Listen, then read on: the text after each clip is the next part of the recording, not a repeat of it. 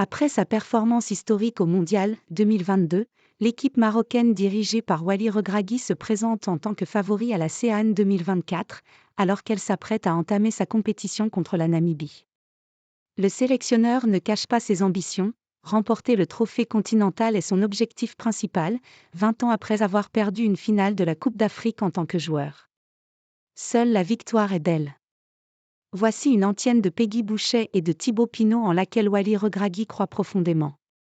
Le sélectionneur du Maroc arrive en Côte d'Ivoire pour la Coupe d'Afrique des Nations avec un seul objectif, la victoire finale. Et qu'importe qui se trouvera sur son chemin. La modeste Tanzanie, son premier adversaire dans le groupe F mercredi 17 janvier, est prévenue. Son objectif, le charismatique technicien l'a affiché à plusieurs reprises. Dans la foulée de l'exploit du Maroc au Qatar, à jamais la première nation africaine en demi-finale du mondial, il avait même annoncé qu'il démissionnerait s'il ne remportait pas la compétition continentale. Au moment de présenter sa liste dans les médias marocains, l'entraîneur africain de l'année 2023 a répété son souhait, tout en tempérant la menace qui planerait sur son poste. Nous voulons nous maintenir au même niveau qu'au mondial 2022. Je veux arriver au minimum en demi-finale, a-t-il déclaré. Si je n'y arrive pas, je m'en irai et le nouveau coach devra continuer dans le même état d'esprit. C'est comme ça que le Maroc progressera. La victoire ou rien. Une mentalité qu'il inculque inlassablement à ses joueurs. Ce qui est important, c'est l'état d'esprit, on doit y aller en toute confiance pour dépasser la malédiction de la Coupe d'Afrique. Une malédiction du Maroc en Afrique qui commence à inquiéter dans le royaume.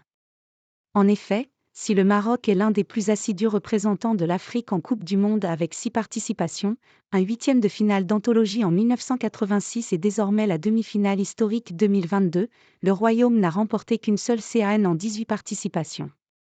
Frustré de la finale de 2004. Cette victoire à la CAN, c'était en 1976 et Wally Regragui n'était qu'un bébé de 6 mois, troisième enfant d'une famille marocaine immigrée en France.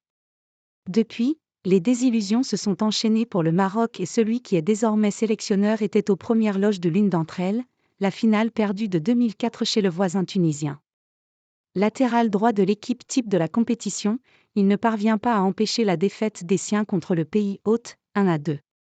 Une finale perdue qui doit rester comme une blessure pour le franco-marocain quand on connaît sa mentalité de battant.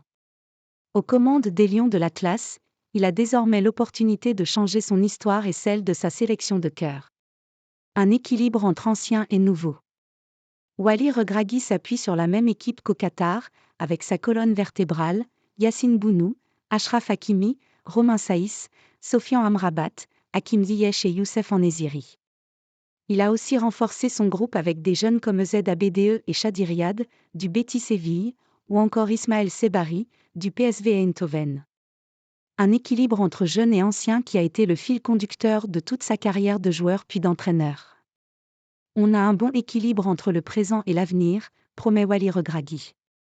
Les 3 lionceaux de l'Atlas ont remporté en 2023 la première CAN Espoir du Maroc et ambitionnent de faire de même avec leurs aînés.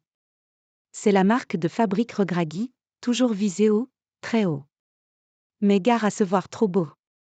Le mondial n'est pas l'Afrique où les chaleurs extrêmes et les aléas propres au CAN changent des paillettes de la Coupe du Monde. Mais Wally Regragui a aussi le mode d'emploi africain, au moins pour gagner en club, puisqu'il a remporté la Ligue des champions de la CAF avec le Wydad Casablanca juste avant de prendre les rênes du Maroc.